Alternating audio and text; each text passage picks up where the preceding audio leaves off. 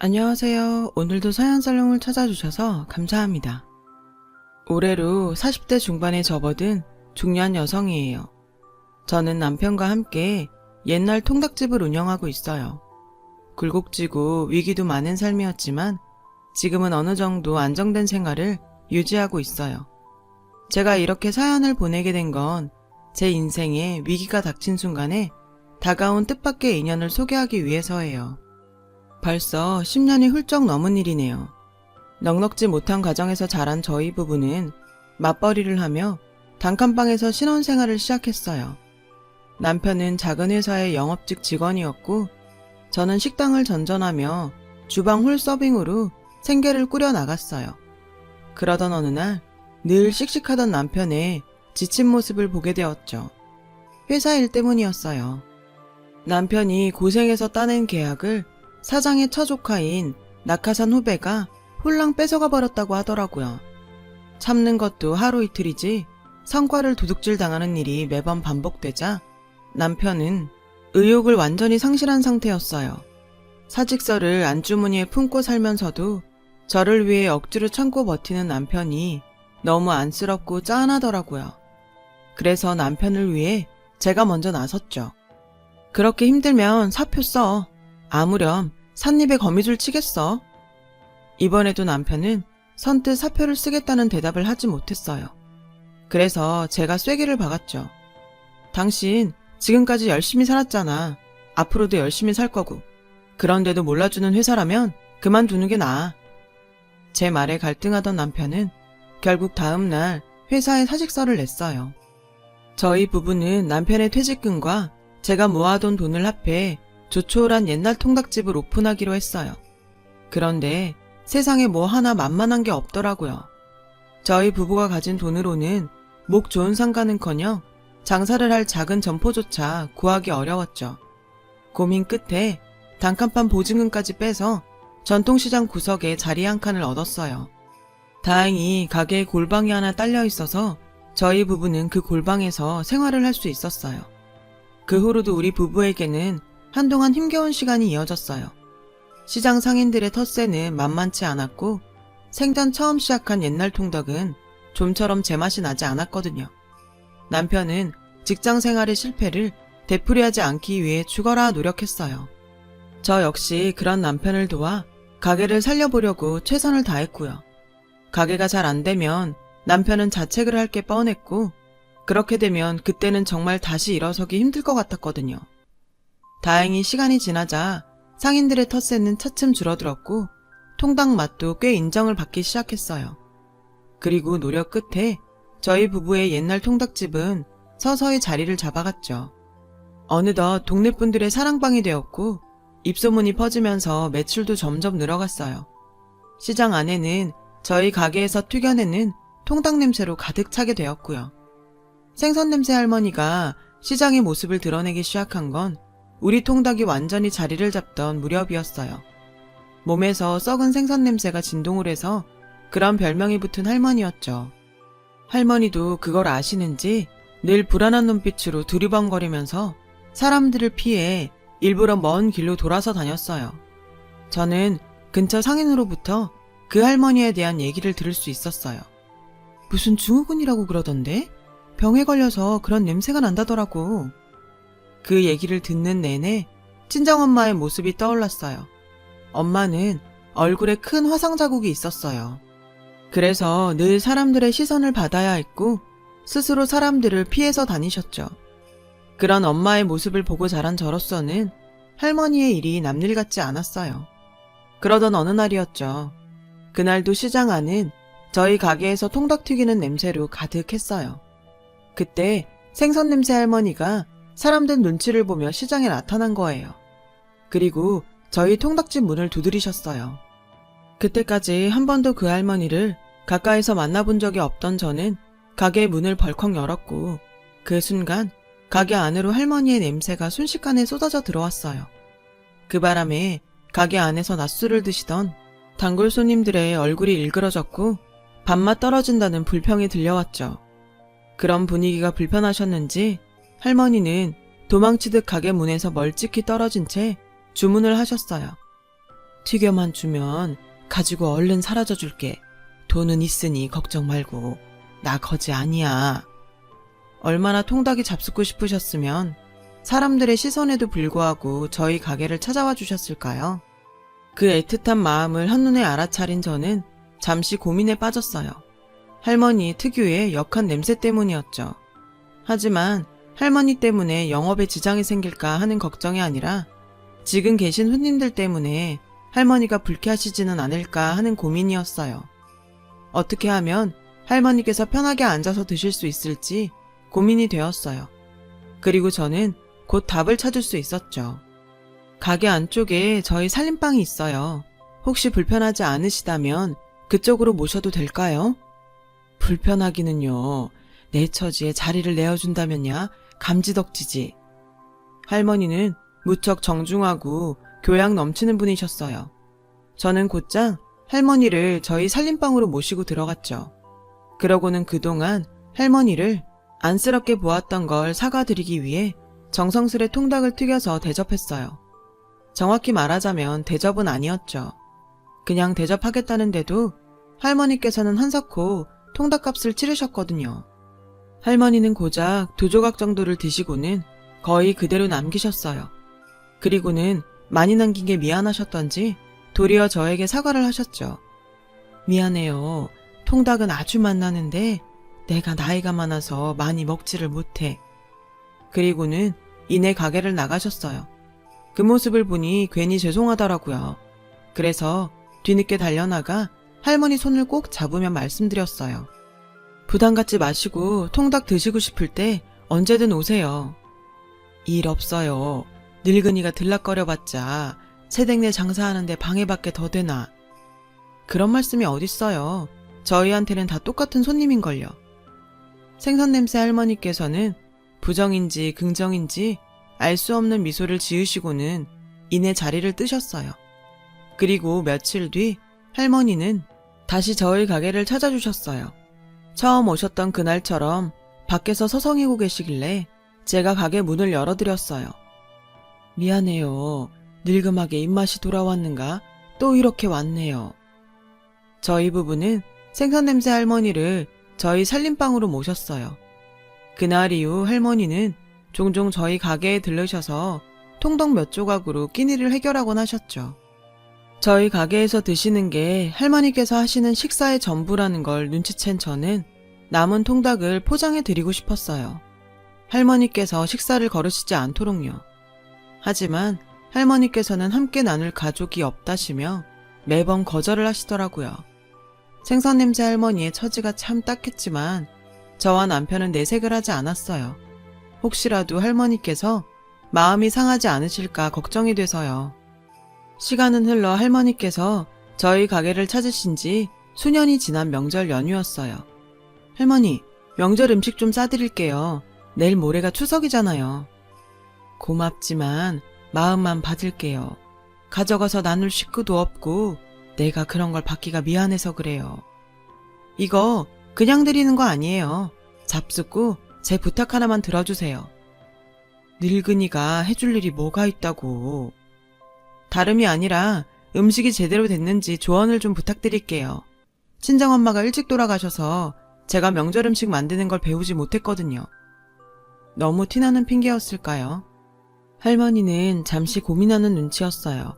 한참 망설이시던 할머니는 저와 남편이 재차 부탁을 드리고 나서야 멋쩍게 음식 봉지를 받아주셨죠. 그날이 저희 부부와 할머니와의 인연이 깊어지는 시점이었어요. 그날 이후 할머니께서는 저희 부부에게 마음을 완전히 열어주셨고 전보다 훨씬 많이 저희 부부의 통닭집을 찾아주셨습니다. 그러는 동안 주변 상인들이 저에게 종종 할머니의 뒷담화를 걸어왔어요. 통닭 언니야는 비위도 참 좋아. 혹시 비염이야? 그게 자꾸 무슨 소리래? 아니 그렇잖아. 나 같은 냄새 옮을까 싶어서라도 얼굴 마주하기 싫겠구만. 알아보니까 옮는 병 아니라더라. 옮거나 말거나 똥꾸락내가 자꾸 심해지는데 뭐. 그런 소리 하지 마. 할머니가 원해서 저렇게 드신 것도 아니고 우리한테 피해준 것도 없잖아. 누가 뭐래. 그냥 존재 자체가 소름 돋는다는 거지. 알아요. 먹고 사는 게 너무 힘이 들어서 시장 일이 너무 고되어서 잠깐 호박씨나 까면서 웃고 나면 피로가 아주 조금은 가실까 싶어서 시작한 뒷담화라는 거. 그래서 할머니를 수다거리로 삼으려 했다는 거. 하지만 사람이 입에 올려도 되는 말이 있고 해서는 안 되는 말이 있잖아요. 남의 약점을 웃음거리로 삼는 건 사람으로 할 짓이 못 되잖아요. 아니, 할머니가 저희한테 잘못하신 거라도 있으면 또 몰라. 암튼 그래서 참다 한 소리 했습니다. 저 할매 또 지나가네. 기분 나빠서 정말. 저런 건 어디 신고 못하나? 신고? 무슨 신고를 어디다 어떻게? 냄새나서 기분 나쁘니까 잡아가세요. 그게 말이 돼? 언니야 진짜 이상하네. 왜 똥꾸렁네 할매 얘기만 나오면 눈을 뒤집어 까기를? 저 할매한테 뭐 콩고물이라도 좀 얻어 먹었대? 썩은 마음에서 썩은 냄새가 풍기면서 사는 사람들이 세상에 얼마나 많니? 적어도 저 할머니는 마음은 올곧은 분이시잖아. 그런 얘기 들으면서 사실 분이 아니라고. 제가 상인들의 뒷담화를 말리며 지내는 동안 남편은 남편대로 할머니께 정성이었습니다. 이가 부실한 탓에 옛날 스타일의 뼈있는 통닭을 잘 발라드시지 못하는 할머니를 위해 신메뉴를 개발했어요. 흔한 순살치킨이었지만 저와 남편 입장에서는 큰 도전이었어요. 다행히 순살치킨 개발에 성공하면서 할머니께서 한 번에 드시는 양이 늘어났어요. 저희와 할머니와의 인연이 10년에 접어들 무렵으로 기억해요. 그 무렵 시장에는 근처에 큰 마트가 들어선다는 소문이 돌기 시작했죠. 안 그래도 재래시장을 찾는 사람들이 줄어서 걱정을 하던 상인들은 마트까지 생기면 피해가 더 클 거라며 걱정이 한가득이었죠. 그 바람에 시장 인심은 흉흉해졌고요. 시장 상인들은 괜히 화풀이라도 하려는 듯 전보다 할머니를 더 멸시하기 시작했어요. 일종의 욕바지로 삼은 셈이었어요. 그리고 그 미움은 저희 부부에게까지 이어졌고요. 저희 부부가 할머니 편을 드는 게 못마땅했던 거죠. 하루아침에 저희 부부도 공격의 대상이 되고 말았고요. 사람들은 저희 부부를 두고 할머니의 재산을 노리고 일부러 친한 척하는 나쁜 인간들이라고 소문을 냈어요. 얼토당토 안 한 소문이었기에 저희는 귀를 닫고 힘든 시간을 버텨내기로 했죠. 그러다 결국 인내심의 한계를 맞이한 저희 부부와 시장 상인들 사이에 큰 다툼이 벌어졌어요. 시장 상인들은 사사건건 말끝마다 저희 부부와 할머니를 향한 모욕의 말을 입에 올렸어요. 저희는 그렇다 쳐도 할머니를 거의 무슨 전염병 환자, 병균 취급하는데 정말 가관이더군요. 차마 글로 옮기지도 못할 만큼 험하고 꺼림직한 독설에 저와 남편이 할 말을 잃은 순간 아플싸. 하필이면 그들의 험한 말들을 할머니께서 고스란히 듣고 계셨더라고요. 저는 슬그머니 자리를 뜨는 할머니를 향해 급히 쫓아가 손을 잡아드렸어요. 저희 가게 오신 거 아니었어요. 가지 마시고 저랑 가서 통닭 드세요. 식사 못 하셨잖아요. 괜찮으이. 오늘은 밥 생각이 없네. 저 사람들 말 때문에 그러시는 거면 신경 쓰지 마시고 그냥 무시하세요. 나이 먹으면 좋은 게 뭔지 아나? 귀는 안 들리고 눈은 침침해진다는 거야. 난 오늘 아무것도 본 게 없고 들은 게 없네. 그동안 고마웠어. 복 많이 받을 거야. 할머니는 손을 빼고는 가려고 하셨어요. 아니요. 저랑 꼭 같이 가셔야겠어요. 오늘은 통닭 말고 밥 차려드릴게요. 그리곤 할머니를 가게에 딸린 단칸 살림방으로 보란듯이 모셨어요. 그런 저희 부부에게 상인들의 눈꼴 시렵다는 시선이 쏟아졌지만 전혀 관심 주지도 않았고 걱정하지도 않았습니다. 할머니께서는 제가 차려드린 밥 한 공기를 깨끗하게 다 비우셨지만 그날 이후로 저희 통닭집을 방문하지 않으셨고 저희 부부는 시장 내 공식 왕따가 되어버렸어요. 내심 차라리 잘 됐다 싶었죠. 주변 상인들에게 온갖 정이 다 떨어진 탓에 그들과 말을 섞고 싶지도 않았으니까요. 내친 김에 저희 부부는 새 보금자리를 찾아 시장을 떠나기로 마음먹었습니다. 마침 그동안 운영해오던 통닭집의 계약기간이 만료된 참이었기에 저와 남편은 새 가게 자리를 찾아 나섰습니다. 그동안 열심히 살아온 덕분에 상대적으로 좋은 몫의 자리에 나름 깔끔하기까지 한 상가 하나를 계약할 수 있었죠. 사건은 저희 부부가 새 가게의 잔금일을 며칠 앞둔 어느 날이었습니다. 새 가게 자리를 청소하고 있던 저에게 남편이 사색이 되어 달려오더군요. 자기야, 정신 똑바로 차리고 들어. 아, 뭐야, 그걸 이제 알았어? 어? 어제 우리 결혼 기념일이었거든? 그냥 지나간 거 미안해서 이러는 거지? 아니. 그게 아니라. 혹시 할머니 소식이야? 돌아가셨대? 남편은 차마 말을 잇지 못한 채로 주저앉아 통곡했습니다. 한참이 지나서야 남편이 입을 열었어요. 그 이야기를 들은 저는 세상 온갖 만물에게 저주의 말을 퍼부었습니다.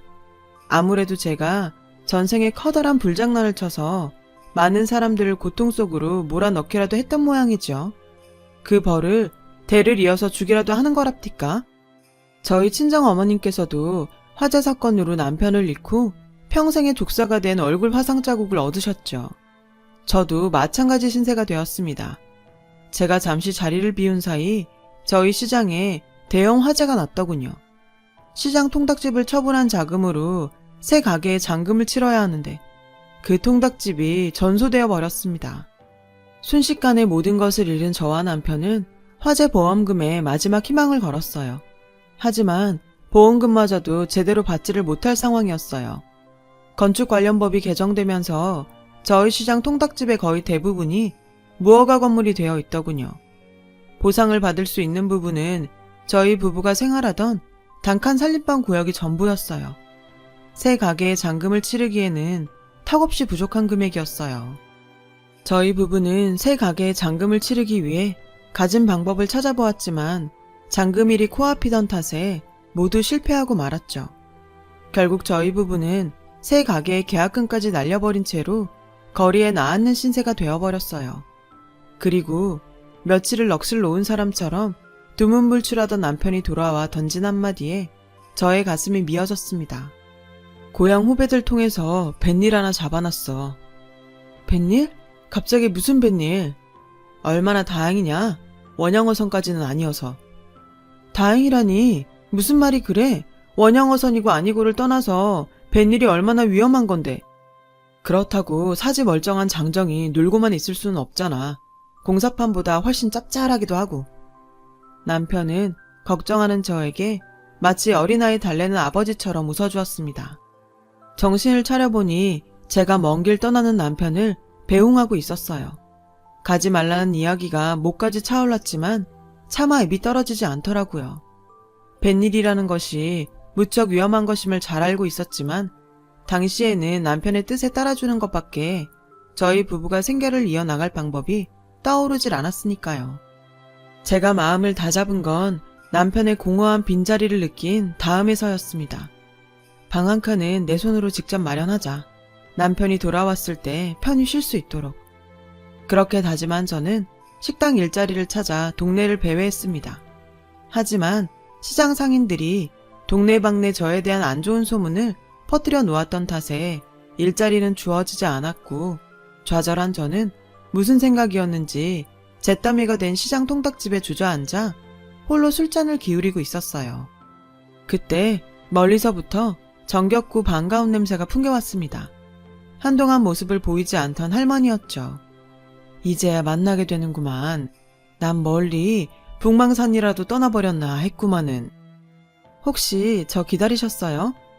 기다리기만 했겠어. 매일 찾아와 이러고 있었지. 노인네 헛걸음하게 만들면 벌 받아. 할머니께서 처음 보여주신 어스레에 저도 모르는 사이 웃음이 나오더군요. 식사는요? 또 안 하셨어요? 보면 몰라? 배고파. 아휴, 근데 어쩌죠?